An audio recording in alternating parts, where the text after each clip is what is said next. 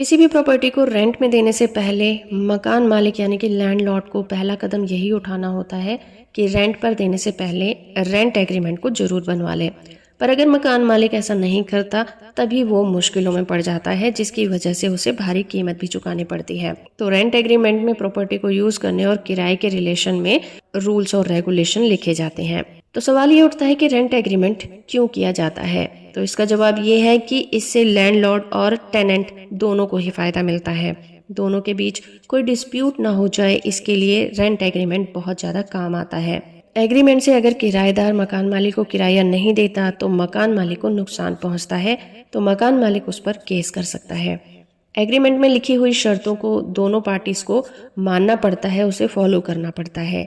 इसमें उन चीजों का जिक्र किया जाता है जिसमें किराएदार कौन सी चीजों की मरम्मत करवाएगा और मकान मालिक किन चीजों की मरम्मत करवा सकता है। एग्रीमेंट में ये भी मेंशन किया जा सकता है कि एक टाइम पर उस घर में कितने लोग रह सकते हैं या फिर प्रॉपर्टी को सबलेट नहीं किया जाएगा। अब सवाल ये उठता है कि रेंट एग्रीमेंट कितने तरह के होते हैं। तो रेंट एग्रीमेंट होते हैं दो तरह के।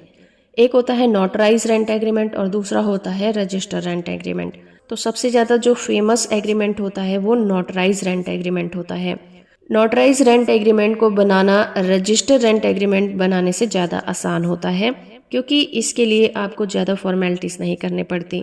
नोटराइज रेंट एग्रीमेंट आमतौर पर 50 रुपये से लेकर 100 रुपये के स्टैम्प पेपर पर लोग बनवा लेते हैं और ये 11 महीने के लिए बनता है और 11 महीने के बाद इसे रिन्यू भी करवाया जा सकता है। सेम किराएदारों के साथ या फिर नए किराएदारों के साथ एक नया एग्रीमेंट भी बनाया जा सकता है।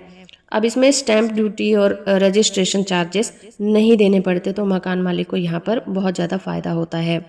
तो बेनिफिट यही है कि ये बहुत ज़्यादा इजी है और स्टैंप ड्यूटी नहीं पे करनी पड़ती।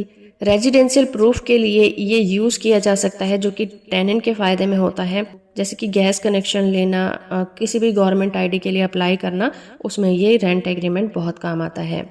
दूसरी तरह का जो रेंट एग्रीमेंट होता है वो रजिस्टर रेंट एग्रीमेंट होता है। इस रेंट एग्रीमेंट को उस एरिया के सब रजिस्ट्रार के ऑफिस में रजिस्टर कराया जाता है। ये बिल्कुल वैसा ही होता है जैसे कि आप प्रॉपर्टी के पेपर की जो सेल डीड होती है उसको रजिस्टर कराते हैं, बिल्कुल वैसा ही होता है। इसमें स्टैम्प ड्यूटी और रजिस्ट्रेशन चार्जेस को पे करना पड़ता है और स्टेट के अकॉर्डिंग आप इसे ऑनलाइन या ऑफलाइन भी करवा सकते हैं। और अगर कोई डिस्प्यूट हो जाता है तो कोर्ट में जो रजिस्टर रेंट एग्रीमेंट होता है उसकी मान्यता ज़्यादा होती है। तो इस तरह से अगर आपका रेंट एग्रीमेंट रजिस्टर नहीं होता तो उस पर स्टेट गवर्नमेंट के रेंट कंट्रोल एक्ट के प्रोविज़न लागू नहीं हो पाते। अगर रेंट एग्रीमेंट 11 महीने से ज़्यादा का है तो उसे रजिस्टर कराना जरूरी होता है, क्योंकि इसे कराने से प्रॉपर्टी पर मालिकाना हक का दावा बहुत ज़्यादा मजबूत हो जाता है। तो रजिस्टर होने से मकान मालिक को ज़्यादा सुरक्षा मिलती है और वो बहुत ज़्यादा सिक्योर हो जाता है। तो हो फ्रेंड कि ये वीडियो आपको इन्फॉर्मेटिव लगा होगा। वीडियो इन्फॉर्मेशन अच्छा है तो आप इसे लाइक, शेयर और चैनल को सब्सक्राइब करना बिल्कुल मत भूलिएगा।